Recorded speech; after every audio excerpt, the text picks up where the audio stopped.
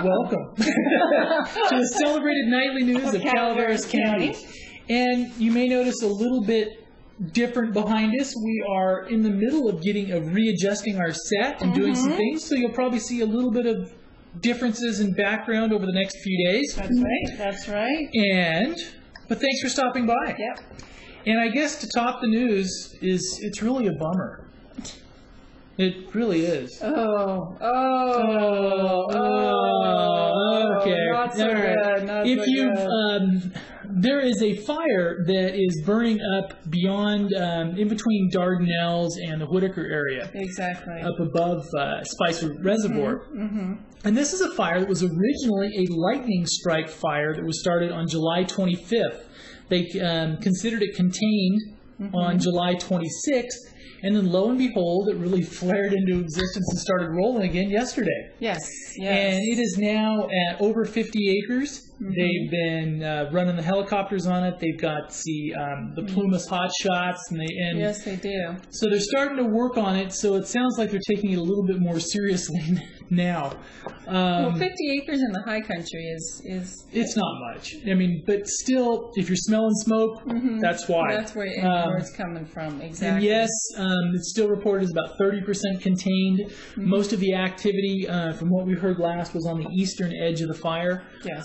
And it is it's a bummer if you're up there in Bear Valley and you want nice, clear skies. You're not going to have clear skies in Bear Valley when there's a And you fire wonder how they name these. Is it kind of like hurricanes or? I don't know how they name them, actually. Should we name fires after women? Is that? I don't think so. Well, with the hurricanes, they go through the alphabet. Yeah, I know. But they don't do that with fires. Now, without being sexist at all, but didn't it seem a little odd when they started naming hurricanes after men? No? Okay. I didn't think so. All right. But that's just me. But you get used to having all these female names for storms and... I'm digging a hole really deep now, and I should probably just put away the spade and... Well, I think the female designation actually comes from sort of sailor's lore of the female if she was upset? Yes, if she was upset, that was not a good thing. So maybe that's where that came from. I don't know. It could be. Could be. Yeah. Could be. Could be. So they're working on that fire up there, and we'll watch it as it progresses or doesn't progress, actually. So that's actually...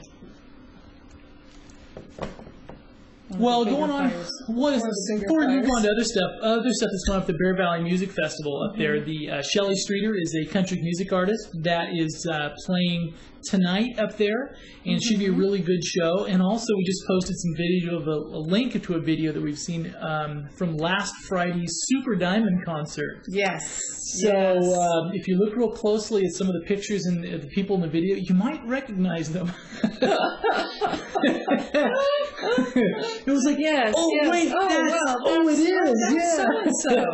It's always interesting. Those types of things are always interesting. Yes. They have another side. I didn't know that. They do. So, that's like when people go to Cajun Fest, which was last weekend.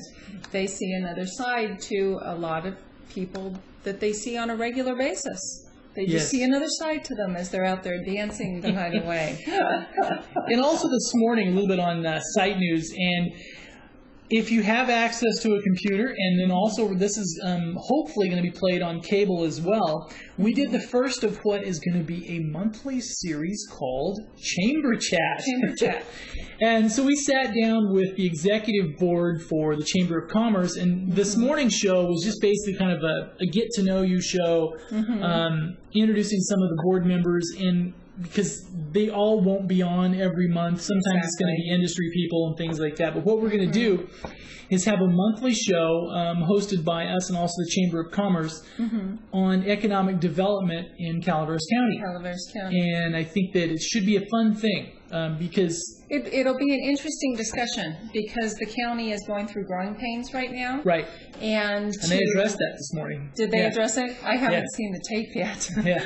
But the county is going through growing pains, and to see how it navigates those growing pains should be very interesting on an economic. Oh, it will, because I think standpoint. one of the things is you follow local politics and local economics. I mean, we are heavily weighted towards the construction and the real estate industry. And if construction and real estate are hurting, it hurts everything. Absolutely. And some of the slowdown this last year has been just typical industry stuff and industry cycles. But then we've also thrown a little bit of water on the embers of progress from county government. From the county government. Exactly. And some of these things have been needed to have been done at county government. It's some but there's going to be some interesting things, and hopefully with some of the economic development stuff, we hope to.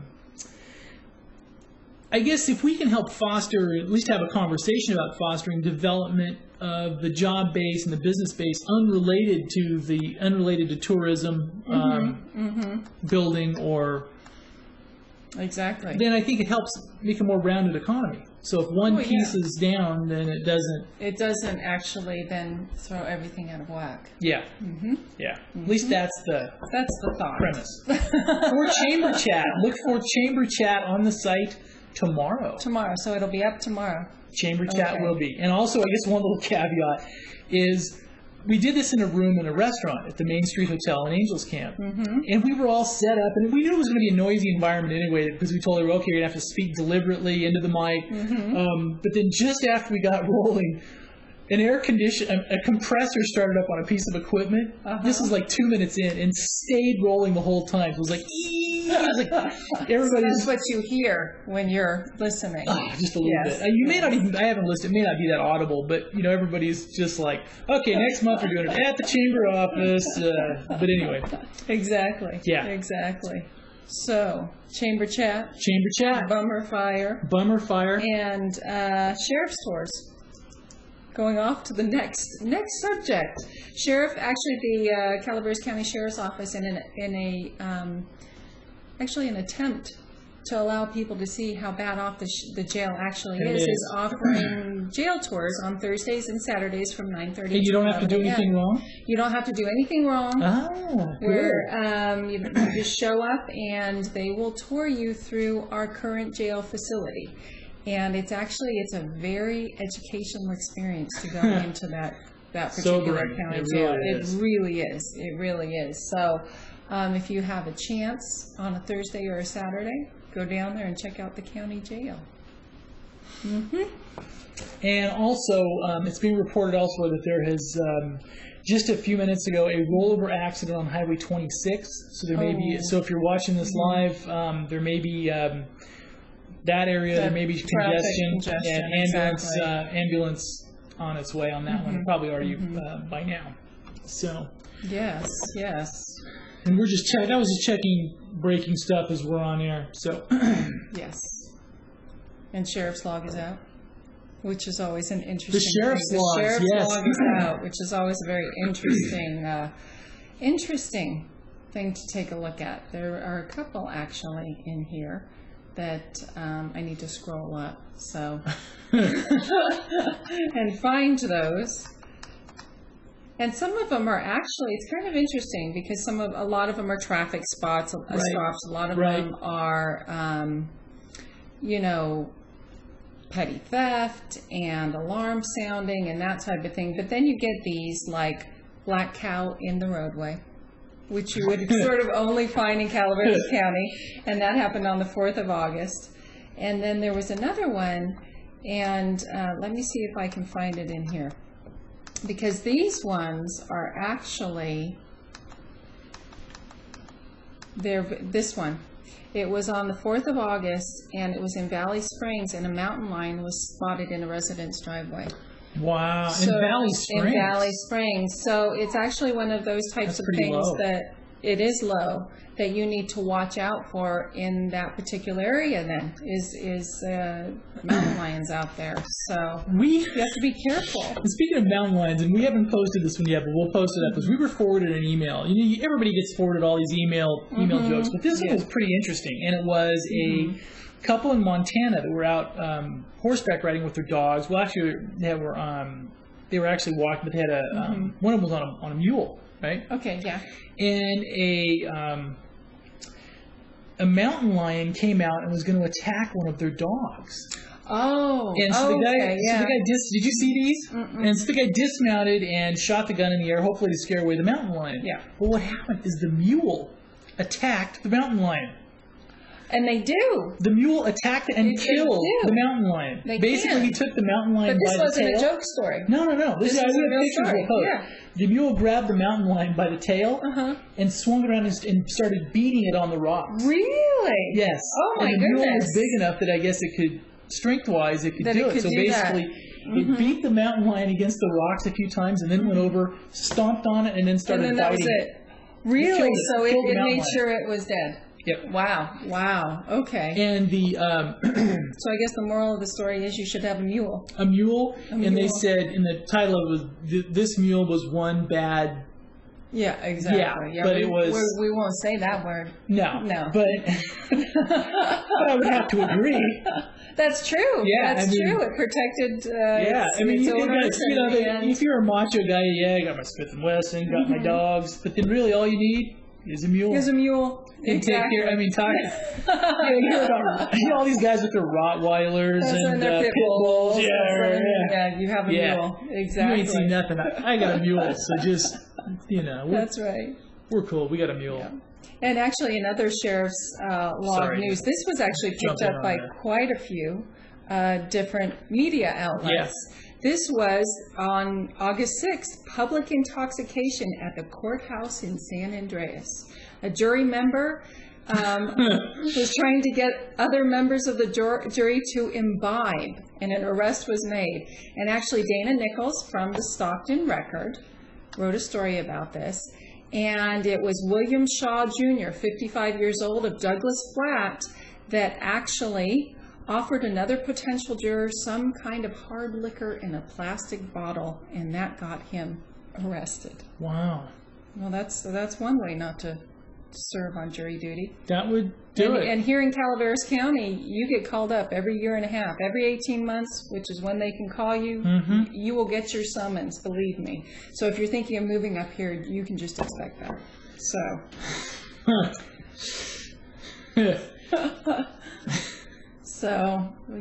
things not to do while you're in the courthouse. Don't drink.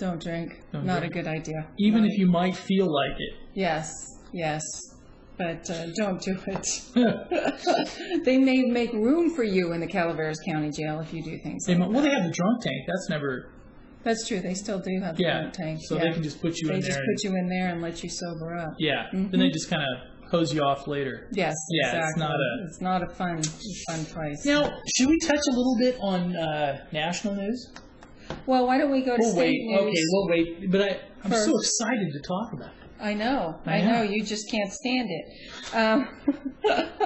And we mentioned the Bear Valley Music Festival. We did. Still on. We did. And we have a video up on the site of Carolyn Sharada. Is that how you pronounce it? Well, we do if we're doing our intro, but also the other one was the kind of little blurb from last weekend. It was kind of fun. Last Friday night. Okay, so... and I think she's in that one too because it was the Super Diamond was singing "Sweet Caroline." That song. So she had to have been there. Exactly. They were pointing in her direction in the video. So. So she had her 5 minutes of fame. Yes. Okay. Or what is it? I think it's 10 minutes is what Warhol said. 15 minutes, actually. Yeah, increments of 5. And speaking of that, we have 15 minutes left. Does that mean ours is slowly dwindling, actually. That's assuming we ever had it. Exactly. So it doesn't really apply to us after all anyhow. But state budget still has not passed. And angered by stalled budget, Assembly Speaker threatens GOP gains. The impasse over the state's long overdue budget turned heated on Wednesday when the Democratic leader of the Assembly said Republicans would lose the gains they had previously negotiated if they failed to end the stalemate quickly. And they just have one GOP vote that they need to get. Of course, that is akin to political suicide when you do something like that. So we'll see what happens. And also, this next headline could actually affect Calaveras County jail funds because of the matching element for the jail funds that the Sheriff's Department is hoping to get. Challenge to prison bond package. An activist group that has been harshly critical of state prison operations is seeking an injunction in Sacramento Superior Court to block the $7.9 billion plan passed by the legislature and signed by Governor Arnold Schwarzenegger this past spring to add 53,000 new prison and jail beds to the state and local correctional systems. And that's from the Sacramento Bee and Capital Weekly. So we'll see where that goes. Of course, by signing that plan, it actually stayed off federal receivership for our prison system. So I'm not quite sure that the Superior Court will go for this particular injunction. So we'll just have to see. Yeah, I mean, we need more jails, and I'm not a big fan of spending more money. I mean, they could do it the Sheriff Arpaio way for all that mattered to me. You know who Sheriff Joe is, right? No.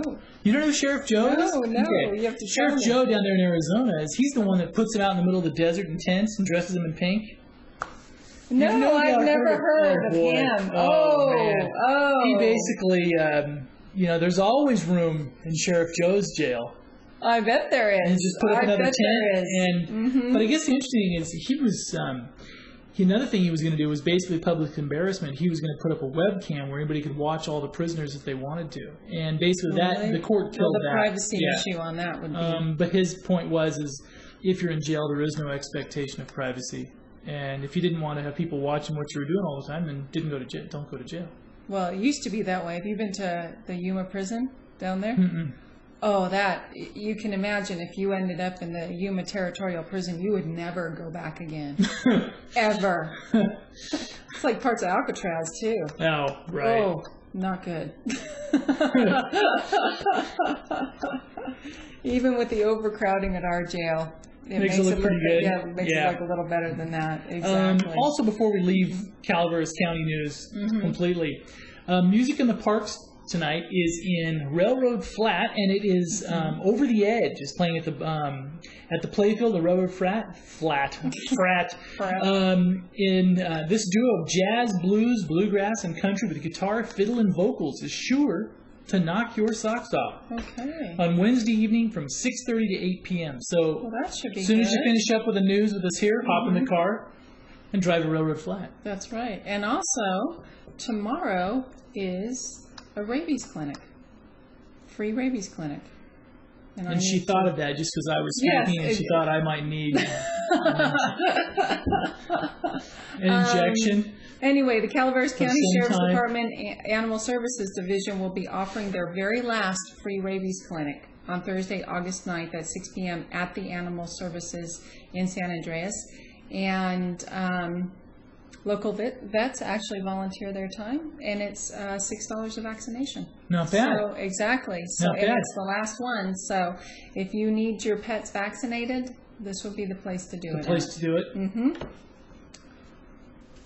And then we have federal national news. stuff. National stuff. New York City tops the. This is just a mess. If you saw the national news this morning, in one of the first ones in recorded history, there was a tornado that touched down in the tri-state area, and it actually it affected a lot of stuff. And one of the things is the subways were shut down for a while because it got high enough that it touched the third rail. And if you know, in the third rail, most transit system is electrified. Exactly. So basically you have a short and the whole system goes. Exactly. So it was a very interesting time in New York City today. And actually, CBS Morning Show had to switch their... CBS Morning Show? They had to go knock on Katie Couric's door, apparently. Yeah, I guess what it was is, I guess it's 6:20 and they were supposed to hit the air at 7 o'clock. Rain started pouring in their broadcast area. So basically they took the cabs. Can you imagine the scene of that, though? All the electricity? Oh, yeah. Oh. So basically, they just hailed a bunch of cabs and went 6 blocks up to Katie Couric's studio and jumped in there and did the show. So... You know, there's always something happening somewhere. Definitely. And British Airways lost an 83-year-old father. Yeah. I couldn't believe that. Well, I could believe it, actually. Yeah, but you said he was a stroke victim as well. I mean, apparently that's tragic. Is they lost him in transit. He didn't make his connector flight. He had to spend the night in Terminal 4 at Heathrow, which for those of you who have been to London, Terminal 4 is completely British Airways. And because of the stress, he had a stroke and is still in the hospital. Ugh. And he was abandoned in the terminal building. So, unfortunately... And I just have a little article up on the tornado. And this is the first F2 tornado confirmed in Brooklyn. Was actually planned in Brooklyn Wednesday, turned out to be a weather event of historical proportions. The National Weather Service confirmed that the storm brought with it Brooklyn's first ever tornado since such weather events were recorded. Officials measured it to be an EF2 twister characterized by winds of anywhere from 111 to 135 miles an hour. Wow. Between 4 and 7 a.m. So, very, very interesting. Very unusual. Very unusual. That's for sure. And Barry Bonds broke the record. Hit it. And my brother-in-law was at the game. And I called him today, really? and he may actually do a little article for us on what it was like to be at the game last night. So, and he was a huge Barry Bonds fan. He probably has every Barry Bonds jersey, and bobblehead, you know, all kinds of stuff. So it is a should be he finally did it. Definitely a momentous moment. Now, a couple things on a little steroid controversy on this? Sure. All right. Now, Barry Bonds. You just talk. He may or may not have taken steroids, and most likely he did, right? But there's different categories. There's a guy that, used to lift weights and stuff. I know you wouldn't care to tell now, but the guy that used to lift weights, there was 2 different kinds of guys in the gym. There was the guys that you could tell were like the roid guys, that they were these little shriveled guys, and all of a sudden they blew up to be Herculean, but as soon as they quit taking them, boom, they went back down. And then there's the guys that just worked their tails off. They got big, and you could tell that maybe sometimes they did, but it was an incremental difference and not a monumental one. And I think maybe that case could be made for something such as Barry. He was a good player before. Yes. Maybe not quite the home run smashing, to the degree, but he was good. And if you see some of the other ones that have been, they're like one-trick ponies. Anyway, I think he still deserves his due. Well, the thing is it actually casts a shadow on everything he's done. That's the problem with that, is that if he has used steroids, which the common thought is yes he has, it does cast a shadow. Okay. It's like a politician who that one time takes a bribe. But if you go back to, and it casts a shadow on everything that he's ever done, when he never took a bribe before. But if you go back to after the last strike in baseball, or the really long one, and then after that they had Sammy Sosa and Mark McGwire. Those 2 guys brought back the game. Yes. And Mark McGwire probably was it. It probably was as well, but it still brought back the game, right? It did. It did, because people who wouldn't normally watch would watch that. Yeah. Look, I would normally not watch baseball, but I know about Barry Bonds hitting the ball. Yeah. And I think there's something American, because he has, people have wondered why soccer has never caught on in the U.S. the way it has elsewhere. Now think of American, you think of Westerns and John Wayne, big burly guys out to do stuff like that. Soccer, they don't even use their legs. I mean, their arms. They just kind of dance around out there and kick the ball. Soccer's a tough sport. I know that, but I think there's still that sport. You know, at least in baseball, they're up swinging wooded stuff and home runs. They're beating each other or beating whatever. Ball, yeah, something that's, you know, it's an American thing where basketball, they can slam dunk it and stuff. That's true. That's true. You know, in soccer, they have to kick it backwards over their head or something, right? Which some of them do. Which is impressive. If you've seen some of the obviously the foreign teams, they do some amazing footwork. I just have a funny feeling that Beckham's not going to be enough to make soccer. Oh no. Do it in the U.S. I'll go back to what I said a couple weeks ago about Beckham and Victoria. They're an awfully cute couple. And they've been trying to make it into the celebrity A-list here in the United States for years now, and I just don't think they're going to do it. It's not going to happen. Yes. Yeah. Although the Spice Girls are coming back on tour. I know you're excited about that. You got to take the boys to go see the Spice Girls. And it's about time for weather. It is about time for weather. Mm-hmm. Should we start off in Bangor, Maine? Let's start off in Bangor, Let's start off in Bangor, Maine. As you know, we are streaming on the web, on thepinetree.net, and also on cable. And on the web, it opens up the possibilities of people from anywhere. We have people from everywhere. That's right. So, to our viewer in Bangor, Maine, it is 72 degrees and thunder and lightning today with a low of 53. High of 78 tomorrow and partly cloudy. High of 79 on Friday with a low of 56 and 82 on Saturday. Ooh, so it's nice there. Very good weather. Very nice. Arnold, our local weather, 58 degrees tonight, clear. Thursday, 85 degrees. Friday, 82 degrees. And Saturday, 77 degrees. It's getting a little chilly. Very nice weather. Yes. Copperopolis, 86 degrees today. Isn't that amazing? 86, or it says 89 right now, but say under 90 degrees in August in Copperopolis. I bet they'll take it. Yes. Yeah, they'll take it. 90 tomorrow, 86 on Friday, and 89 on Saturday. Okay, Bear Valley weather. Tonight, 48 degrees. Thursday, 78 degrees. Friday, 76 degrees.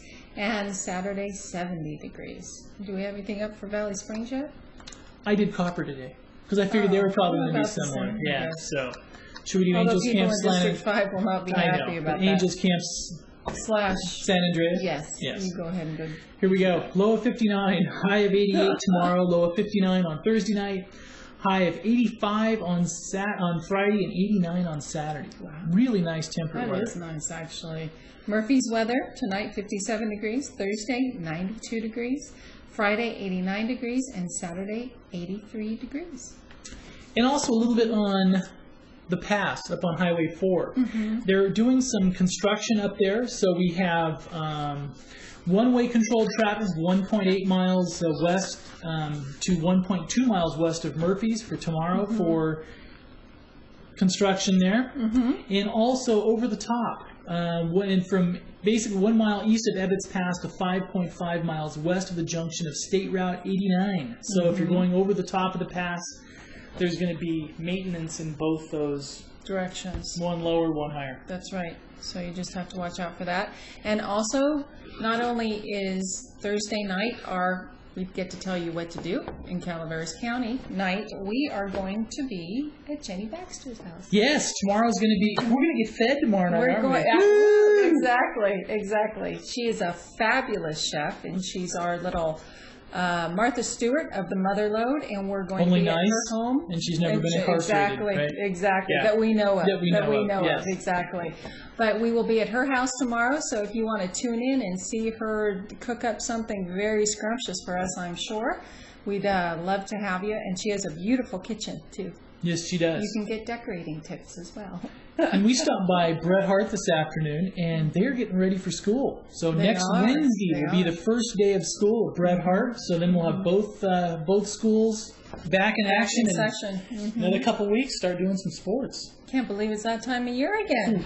Can't believe it. I know.